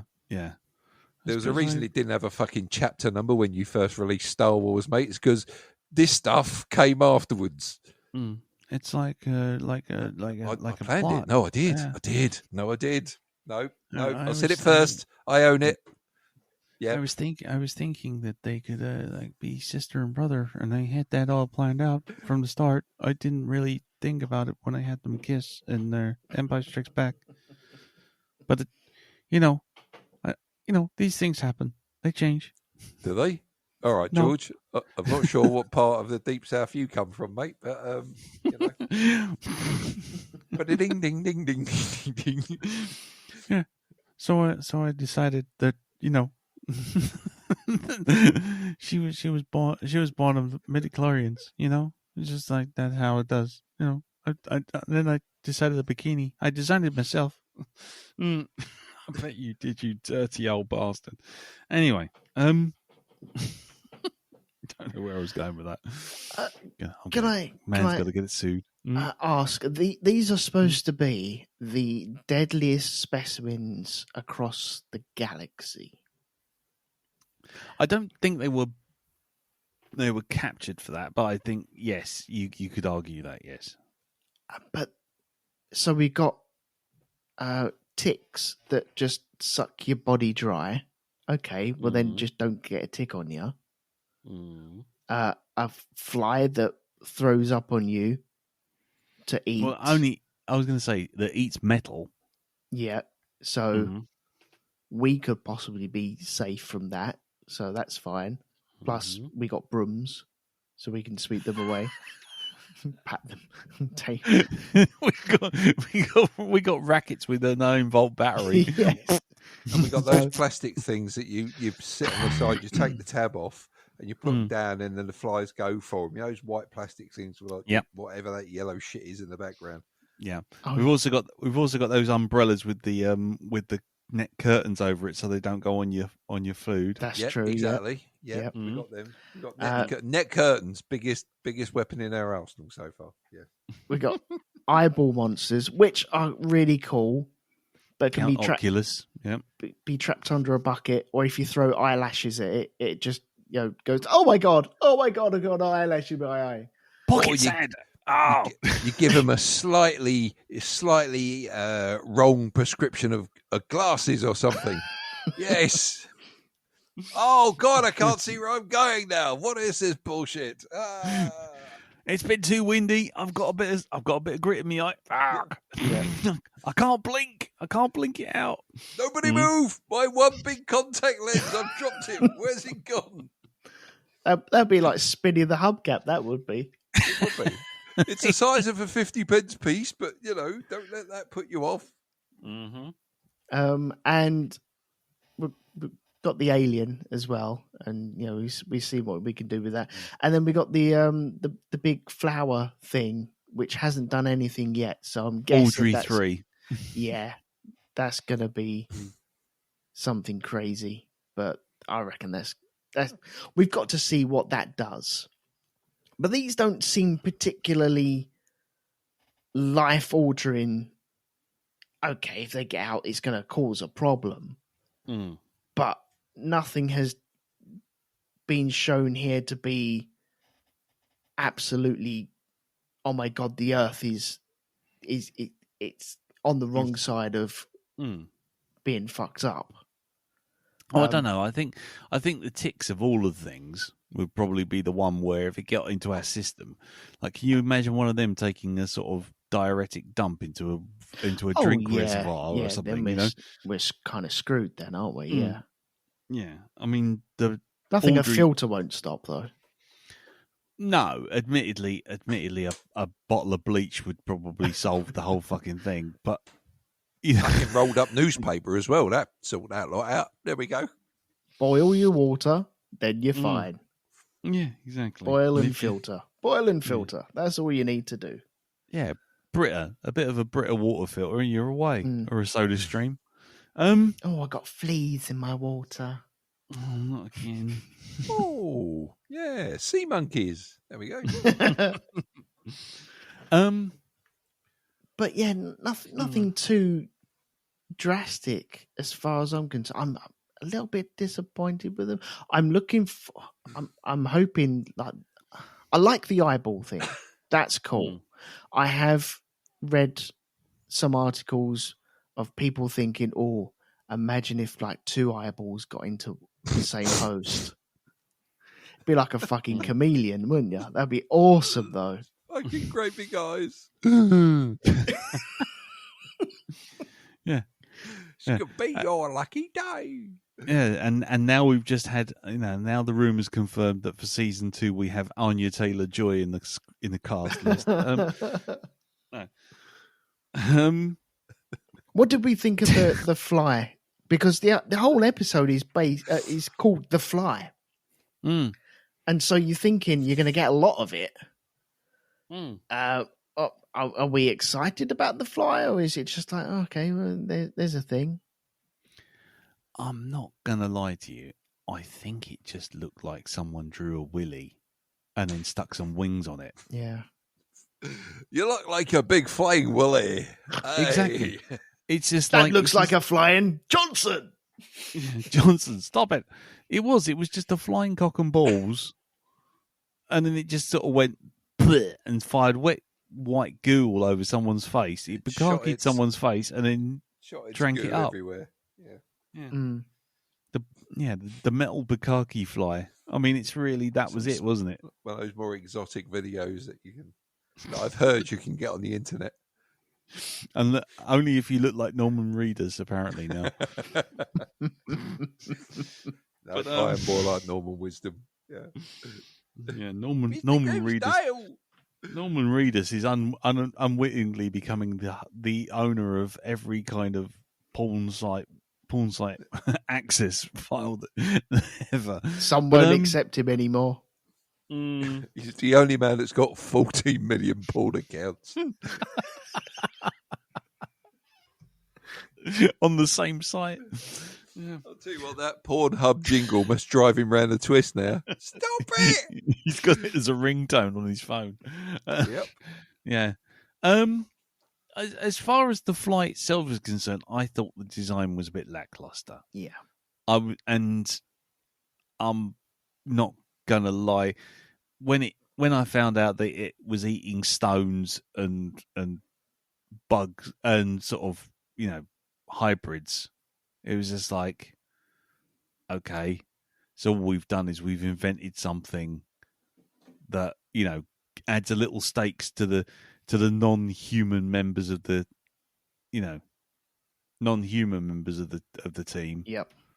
But really, It really doesn't do much for me. And to be quite honest, the only thing I'm thinking right now is they just keep thinking of gross ways to kill someone and then going, oh, yeah, let's make the monster do that. So I'm fully expecting that plant with its little tentacle thing is going to end up someone's arse, or it's going to end up down their throat or something like that. It's just going to spear someone and just drink their face or something. I don't know. It's gonna start talking. It's gonna convince people by talking to them. He's got your number, Seymour. Yeah. Put it in glass and ice, and now it's supper time. He sure looks like plain food to me. Yeah, he's so nasty, treating her rough, smacking her around, and always talking so tough. You need blood, and he's got more than enough. Go get him. Yeah, I don't feel much about the fly or eggplant, McEggplant, to be honest. I am kind of curious as to about Count Oculus. I'm finding that there's a kind of malevolence and a kind of intellect there, which is at least interesting. And it's certainly more interesting than the alien or the other creatures, because it seems like once you get something with a bit of it's a bit clever and a little bit more. It's the hero of the show at the moment. It is, and it's funny because when we started off, I thought it was an extra from Trapdoor, but they've really done a lot with it without doing a lot with it. It's quite funny. This week, it shot right up the charts, in my opinion. Just by it didn't even do anything; it just stood there watching. Like, oh, I see. So you do that, and you do that, and that's what that does. Okay. By the way, boo, got ya. Yeah. I mean, yeah, it's gonna escape. It's invariably gonna escape, and then that's gonna be it. Do you know what? I honestly think it might end up in Kirsch. Or what, the eyeball thing? Yeah, more I think about it, that would ends up be... He just kind of curiosity, or maybe he drops it on someone else, but. To me, it feels like Kirsch is planning some stuff with those creatures. Yes. Whether it's a science experiment or what, but he's definitely gone off the rails. And I was thinking that it would go into Toodles. That clearly isn't going to happen now. I'd like to see what they do with him now, though. What, Toodles? Yeah. Whether they can reboot something from him. See, that will be a good storyline to explore, of the reconditioned and then the memories of that death happening. So, there is a little storyline there I think they could investigate. Yeah. But I think, number one, I'd like to see the eyeball go into Boy Cavalier. And I think that's almost a certainty, to be perfectly frank. Yeah, and for it then to just carry on incognito. Yeah, he's just constantly wearing wraparound sort of Ray Charles specs or something forever. He's like Bono, just wearing coloured glasses. Oh, it's glaucoma. Maybe that's why it's called The Fly. Maybe that's why the episode's called The Fly. It's a YouTube reference to a U2 video. Yeah, it could be, yes. Yeah, maybe not. Or maybe it's just that they like the Fly, the Cronenberg film. But having the eyeball in control of all of that money and the facilities and having that power, that'd be a cool idea. And Kirsch kind of playing along with it as well. By the way, I couldn't get the image of that, two of those eyeballs getting into the head of someone, and I'm just going to send an image over to the chat group Right? Oh dear. This is what I think I think it's already been done. Is it Right? Steve Buscemi? Yeah. There you go. Oh, Mr. fucking Deeds. oh Is it God. Crazy Eye Charlie or something? Jesus Christ, Steve Buscemi. Oh, Yeah.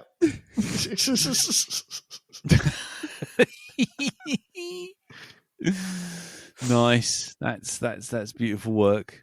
That's genuinely something. Yeah, Crazy Eye Charlie, isn't it? From Mr. Deeds. That's wow. Well, You there can you tell go. the eyes are going to go in different directions. It's just Yeah. it's That's fucking bonkers. yeah. And then at some point it does a weird thing of just licking his own eyeball as well. Stop it! That would be so cool. Love it. Looking around the room in 4 different directions, and then Yep. I need to moisten my eye a little bit. Yeah. Got something in my eye. Oh God. Yeah. Okay. Any other last thoughts? I mean, because really, at the moment, it's all the holding pattern, isn't it? The flies are out. There's another alien potentially on the block because poor old Arthur's been shoved in an air duct. Mm-hmm. Yeah. Slightly's just standing outside going wah ha ha ha ha. Oh no, he's in the air duct with the Arthur and the that's right, facehugger, isn't he? Yes. Sorry, I was thinking back to Arthur. Yeah. So, yeah, where do we think it's going next? Because we literally have like 3 more episodes. Is it 2 or 3 more episodes to go? 2 more. It's 2 more episodes. 2 more. Well, that makes it even more egregious that you find out that thing with Wendy and Nibs happening so bloody quickly. Mm-hmm. It's like, so you literally decided to spring this on us in 1 episode in 5 seconds flat. Yeah. Ugh, God. Ugh. Stop it. Well, I think the inevitable breakout of the facility is just around the corner, definitely. What will happen? I don't know who will. People will start dying. We've already seen, I think, 1 death in Toodles. I don't think he's coming back at all. No. Which is a bit of a shame. And why? We barely got to speak to him at all. No, yeah, it's true. But if we're in this for the long haul, then I want to know about these synthetics. Okay. There's a question for the pair of you. Do you think this is getting a 2nd season?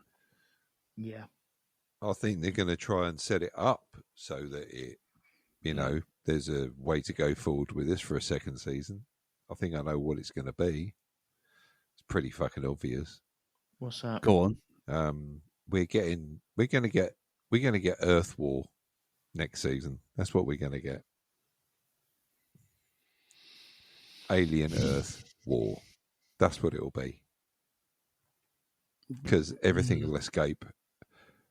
And it'll just become like Jurassic Park sequels. They just keep going back to the same fucking island over and over again. And you'll have your, maybe you'll even have Wendy in charge of a few of those aliens, and you'll have a queen that got born somewhere, and it'll be an opposing force. I don't know. They'll work it. They'll do something with it like that. It's going to go post-apocalyptic next season. I'm all right with that. I personally would much rather it just ended. Yeah, because not just because I'm a sad 1970s fanboy for Alien, and just I've had enough of stretching this shit out so it's so thin I can see through it, but it's more that this little thing has been an interesting experiment. But the problem is, if you start stretching this out past this season, and personally, I would have thought a couple more episodes probably wouldn't have gone amiss to have things happen more organically. But I have just seen next week's is called Emergence, and then the episode after that is called The Real Monsters. Right. There you go. Which means we can only learn that the real monsters are the humans all along. Yep. It was us. Yes, it really was Beauty that killed the Beast. No, but, really, are we the real monsters? No, we the bad guys. Oh, wow. Are we the baddies? Yeah. We are the So, baddies.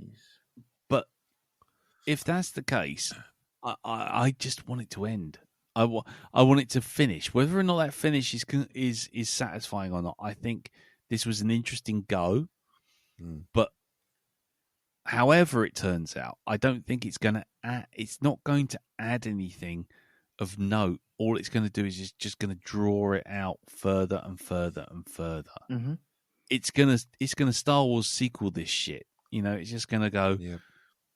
Okay, you got rid of the Empire. Okay, we got rid of Prodigy. But what about another corporation? And what about if they got hold of the aliens? And what about if they got on the offer? You know, you can see it. It will just be. It won't. You. If this is canonically stuck between Alien and Aliens, you can't have Wayland Yutani vanish, and you can't have them be in possession of an alien, because if they were, why would they even bother going back to LV-426? You can't have any of that shit. So wherever this is going, it's going to do the standard prequel thing of anything that happens only goes so far and is going to get stopped. So I'd much rather it just stop now. Yep. Rather than waste my time with another 10, 15, 20 episodes to get to, and then they blew up the island. The end. Mm-hmm. It's like, okay, you've been clever with the whole synth thing. Nice way to tackle it. You've brought monsters in. Oh, drop the mic. You brought monsters in. They're all interesting monsters. But if you go too far forward by 2 years, we've got Alien. If you go further than that, you're into the Alien Romulus aliens territory. And we know where we are with that. And all you're doing is you're doing that God of Gaps thing of just what happened in the 3 minutes between the Battle of Yavin and, and Darth Vader getting in his TIE fighter. What happened in that moment? Well, he stood there and he read a newspaper and he was very shocked about the tax rises on Coruscant. I mean, who cares? Just don't keep whittling it down to smaller and smaller chunks of shit just to drag this out. If either it's done or it isn't. Either you got a plot or you haven't. But don't fucking just. But what if the alien mated with a fish? It's just stop. Mm-hmm. So I hope we don't get another series. Regardless of how this one turns out, I hope we do not. I hope it just stops. It's understandable. Mm. But you'd be up for a second season then? I'm weirdly enjoying this. I didn't think I would at all. Mm. And yet I find myself enjoying it, even though when we come down to it and start nitpicking it, we can tear it to pieces.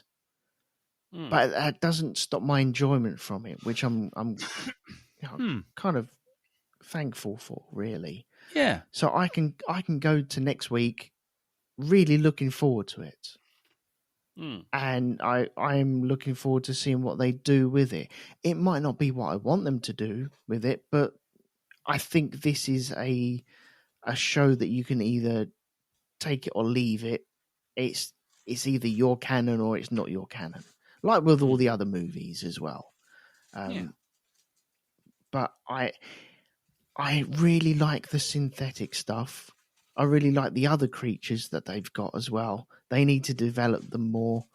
Mm. I think there's a massive scope on the synthetic side of things, but then you're getting into the Blade Runner territory. So maybe I would be more interested in a Blade Runner TV show. But then, well, there is one coming. Well, that worries me because I wasn't that, I didn't really get along with Blade Runner the movie. So yeah, that's weird. But I don't know what it is. I'm just really enjoying it. And I'm glad, do you know what? I'm unashamedly enjoying this. And I'm glad I'm enjoying it because I didn't think I would. It's surprised me that I'm enjoying it. And everyone's allowed a little bit of fun every now and again. And this is my bit of fun. Yeah. Dal? Well, I'm enjoying aspects of it. I'm not enjoying the alien parts, as in the thing with the long head. Seeing as we're not saying the X word.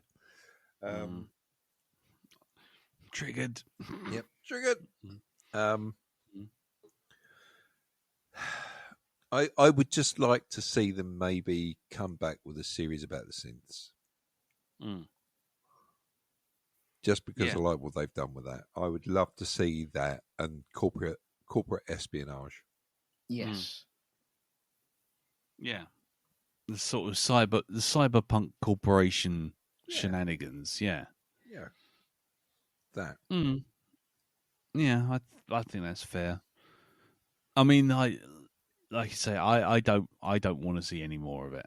I mean, if there's another season, we'll cover it undoubtedly. But for me, I just feel like I'm kind of constantly in this weird 2-part limbo. On the one hand, I'm going, I like the synth stuff. I find the alien stuff tedious. The more we learn about the alien, the less scary it becomes. Now we can have full-blown conversations with it. By the end of the episode, at the end of the season, who knows? We'll have it fucking fetching and catching and, saving Wendy from a gunman from fucking Wayland Yutani. Who the fuck knows? But, or it'll even... I'll tell you what, here we go. Now, this is a real punt, right? Go on, then. Last episode, after everything's happened and everyone's dead or they've escaped from the island or whatever, we get the end of Jurassic Park Lost Kingdom. By which I mean the aliens and the creatures have all escaped and they're all on this island and they can't go anywhere, and we get a shot of the alien like standing on a hill watching the sunset and going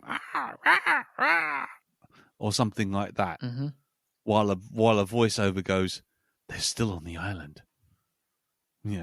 It's okay. They can't go anywhere."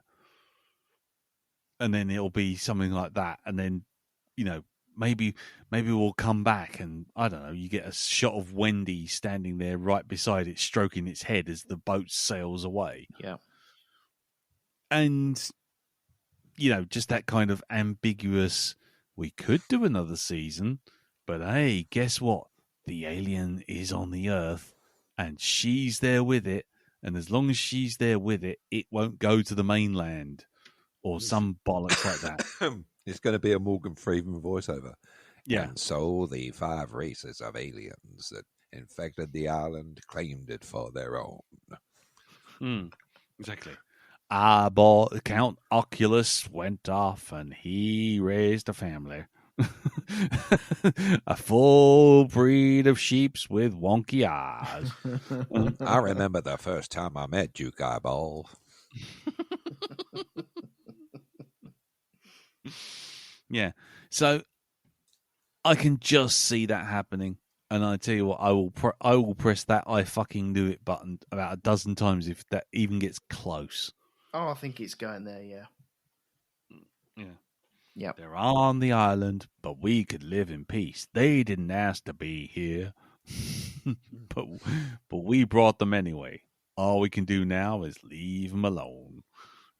Next thing you see, there's the fucking eyeball constructing a boat, putting a life jacket on and going, "Peace out, motherfuckers," and zipping off over the horizon. Little fucking sailor's hat. Little sailor's hat, little beret. Yep. and as it sails off, the music plays a heavy metal version of Popeye the Sailor Man. Or, has anyone seen Swiss Army Man? Yes. Yes. Let's just ride a corpse all the way to the mainland. Maybe riding. No, hang on, no, I'm backing out of that sentence because that's going to go out in the world. Yep. No, I didn't say that. But yeah, don't put it. Yeah. If you've seen that film, then you know the scene that I'm on about. And yeah. Mm-hmm.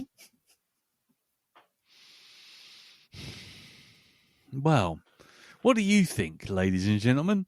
Do you think how it's going to end? Did anyone want to put out a I fucking knew it. Prediction for the final shots of the final episode? Or do you have any thoughts about this episode, The Fly, that you want to give us a little heads up on and you want to give us a nod? In which case, send in your feedback. As you hear, we read it all out. Send it into feedback@blackdogpodcast.com, or you can go on the Facebook group, facebook.com/group/the Black Dog Podcast. Find this episode and leave your feedback underneath it. As ever, try and keep it as spoiler free as possible. That would be appreciated. And that's that. I think we'll leave it there because I'm just realizing we were doing quite well, and now it's like 11:30. I know. We've almost talked for as long as the entire series. You know that. Yeah, I was going to say every episode we always talk double the episode length. Yep, we certainly do. We certainly do. So I think we'll leave it there. Unless anyone's got anything burning that they really want to bring up. No, I'm done. One last thing. I'm done. No? Yeah. Okay. Cool. By the way, I have. How does Arthur scream with a facehugger cocked down his throat? Mm-hmm. Yeah, that was a bit of a staggery ending, wasn't it?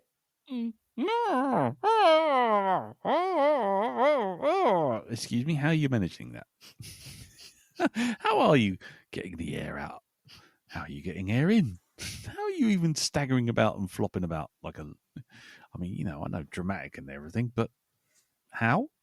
Anyway, maybe he's got a good gab reflex, old Arthur. Maybe there's something... Maybe there's a prequel there. Arthur and his amazing gag reflex. And now it's time for the new series of Alien After Dark. Oh yeah, boom, ba-dum, bum, bum, bum, choo. Brown chicken, brown cow. Right, it's time to go now. When we all start doing the brown chicken, wows. Brown chicken, brown cow. Face, I'll go on your bow. Sorry. No. Well, they're good for using old tunes in this show, right? Or just music by various artists. Then there's a tune called Frankenstein, right? If that isn't the most pornish music I've ever heard, then I don't know what is.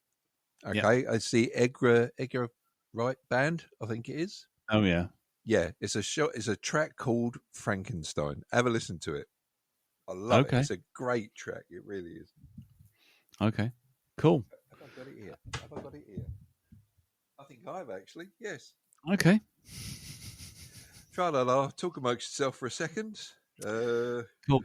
I think the last track that's ever played on this season is going to be "Always Look on the Bright Side of Life" from Life of Brian. You think so? Yeah, why not? I get the pun. Yes. Yay. Indeed. There you go. There we go. This is it.